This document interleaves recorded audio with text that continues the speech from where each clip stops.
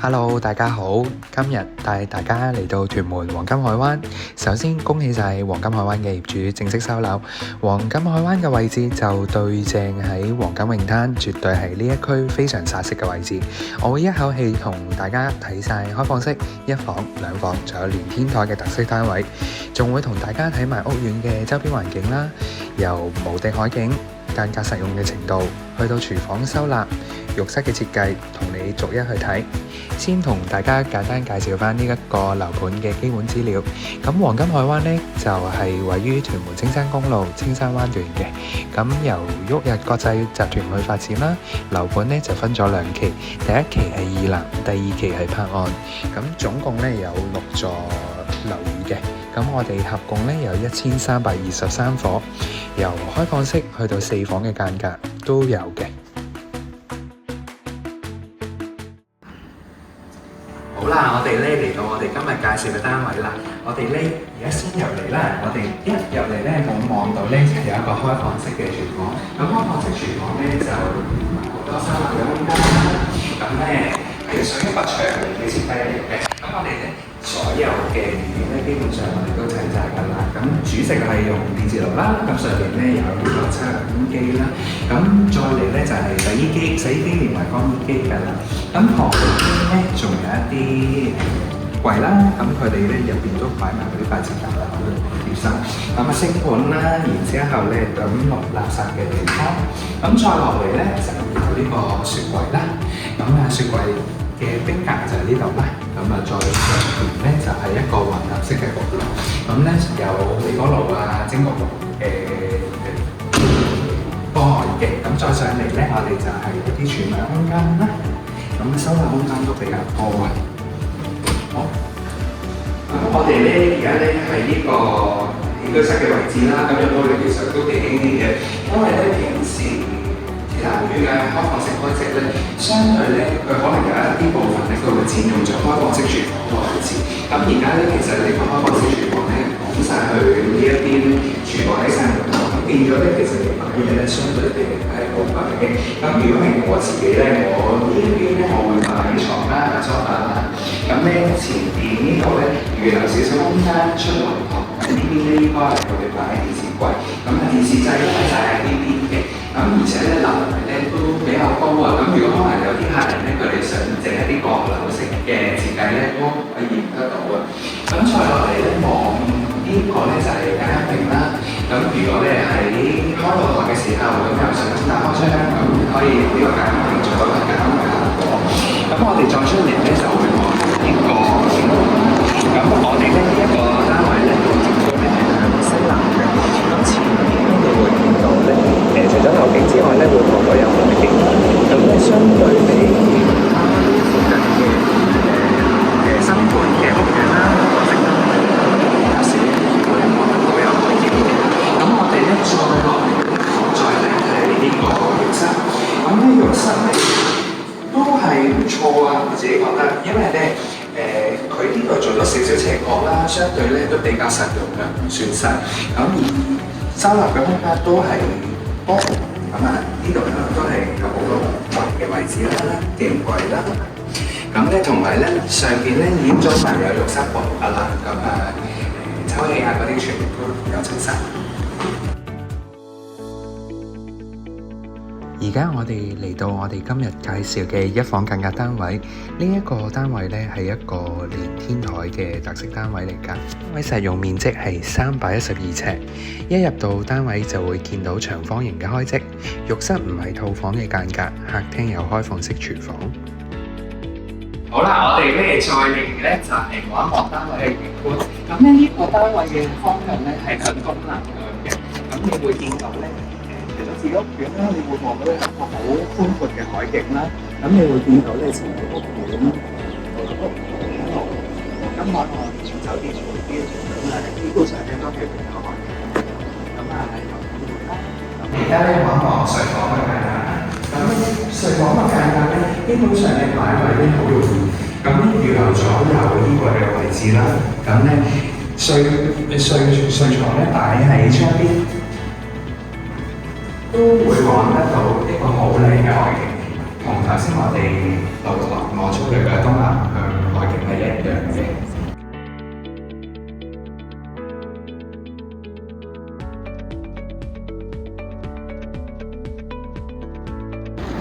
好啦，我哋咧而家咧嚟到天台層啦。咁咧我哋咧經過咗自己站入面咧，就嚟到屬於頭先我哋單位嘅天台啦。咁咧同頭先單位一樣，都係嗰個東南向海景嘅。咁咧成個天台咧，成個面積咁入面咧做晒排水位啦。咁啊有滑梯仔啦。咁啊排水咧就喺前面嘅。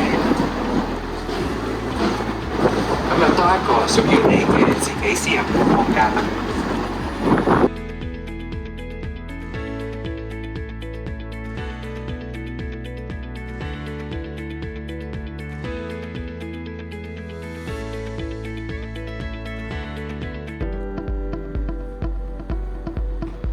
好啦，我哋咧到下一間介紹嘅單位啦。咁咧呢一個係一個兩房簡單嘅單位嚟㗎。咁呢一入門口咧，你會見到呢一個開放式廚房啦。咁其實咧已經做好晒所有同頭先一房啊開放式嘅間隔啦，都係一樣啦，做好晒啲鞋櫃啊、入牆櫃啦。咁呢個轉角位置咧都冇嘥啊，都做咗儲物空間。咁你再嚟咧就係電器用品啦。咁啊洗衣機、星盤，咁啊茶杯機，咁有煤氣煮食爐啦，焗爐，咁同頭先一樣咧都係整焗爐啦。咁啊雪櫃、freezer， 咁上邊咧就係做到頂嘅一排吊櫃嘅，咁連玄關嗰個位置咧都係做埋吊櫃嘅。咁呢一個單位咧，實用面積咧係450尺。咁最吸引咧就一定要睇呢一個無敵大海景啦。咁前邊咧係一個青山灣、咖啡灣嘅永久海景嚟㗎。咁基本上咧前面唔會再有嘢去起遮擋到呢間屋嘅視線。咁咧望落去咧非常開揚。咁另外咧露台咧一樣係咁闊。咁同埋最好嘅一樣嘢就係咧個冷氣機、散熱機頭咧就都擺埋喺個露台。咁日後咧方便業主住客去維修嘅。咁再嚟望一望嗰個浴室先啦。咁我哋之後再望嗰個房。咁咧浴室咧就係有淋浴間啦，有窗啦，名廁嚟嘅。咁咧個開式咧有少少斜角㗎。咁你可能咧呢邊位置咧都可以擺少少儲物嘢。咁例如有啲掃把啊、清潔用品啊咁樣啦，咁都係唔錯。咁再睇一睇呢個睡房。左手邊呢間房咧都係開即市啫。咁擺完4、6床啦，擺衣櫃啦，完全夠晒位，冇問題嘅。咁我哋向前咧睇埋另一邊房。咁呢一個係一個飛機式嘅開式嚟㗎。咁即係兩邊房。咁我哋另外呢一間房咧就多深咗呢一個位置咧，預留幫你擺衣櫃嘅。咁呢邊正常就會係擺床啦。咁廳咧，你應該咧放電視機咧就會係靠呢一邊牆，而 sofa 就應該係呢一邊位置嘅。咁插頭咧好充足啦，全間屋都好充足嘅。好，咁我哋落去睇一睇會所設施啦，平台。好啦，我哋而家咧喺黃金海灣嘅平台花園，咁我哋睇一睇會所設施啊。黃金海灣咧呢一度咧用咗雙會所嘅設計，分別咧就喺東邊同埋西邊，即係宜蘭同柏岸啦兩邊。咁連埋園林咧，空間總共咧有超過10萬個平方尺，有45項嘅會所設施，8個主題區嘅。先講一講意南呢一邊會所啦，咁呢一度咧有一個24小時嘅健身室，咁入邊咧有單車房啦，有瑜伽房啦，亦都有多元嘅運動場啦，可以打籃球同埋羽毛球啦。咁喺戶外方面咧，又有野餐嘅區域啦，有呢個燒烤場啦，瑜伽嘅空間啦。咁你嚟到二期柏岸呢一邊啦，咁咧呢一邊個主題咧，其實就係湖畔烏托邦啦，咁比較多水上嘅設施，咁咧有游泳池啦，有兒童水上樂園啦、戶外遊樂場啦，有桑拿房啦。咁房入邊咧仲有呢個 party room 啦，有桌球室啦。咁有唔同嘅設備，咁大家都可以去 explore 下啦。咁頭先我哋咧一入嚟咧，其實就喺二南嗰個閘口嗰度入啦。咁我哋而家離開咧，其實咧喺柏岸呢一邊咧，都仲有個出入口嘅。咁柏岸呢一邊咧就比較近黃金泳灘啦。咁喺呢附近咧，其實交通工具咧，其實我都整咗個表噶啦。咁大家都可以參考翻啦，睇下有啲咩交通工具合適你啦。咁主要呢一邊咧，其實係靠巴士為主啦，小巴為主啦。咁如果鐵路嘅話咧，就可能要駁多程車啦。咁去翻屯門市中心或者去荃灣。今日咧，我哋黃金海灣嘅開箱片咧就嚟到呢度啦。咁總結嚟講啦，相比其他附近嘅周邊屋苑啦，黃金海灣最大嘅獨特之處咧就係佢嘅位置啦。咁步行幾分鐘咧就係可以去到黃金海岸商場、黃金泳灘或者中意行山嘅朋友嘅麥理浩徑。咁如果想知道多啲咧，附近仲有啲咩設施啊，有咩玩啊，可以睇翻我之前介紹嘅黃金海岸生活篇啦。咁至於單位方面咧，做一個總結啦。其實呢度咧有好多單位咧都可以望得到海景啊。咁就算咧係望另一個方向，唔係望海景嘅，都係望帝寓屋苑入邊嘅內園。咁單位嘅內籠咧開則都好四方方啦。原裝交樓標準咧都做咗好多嘅收納空間，係做到上頂啦。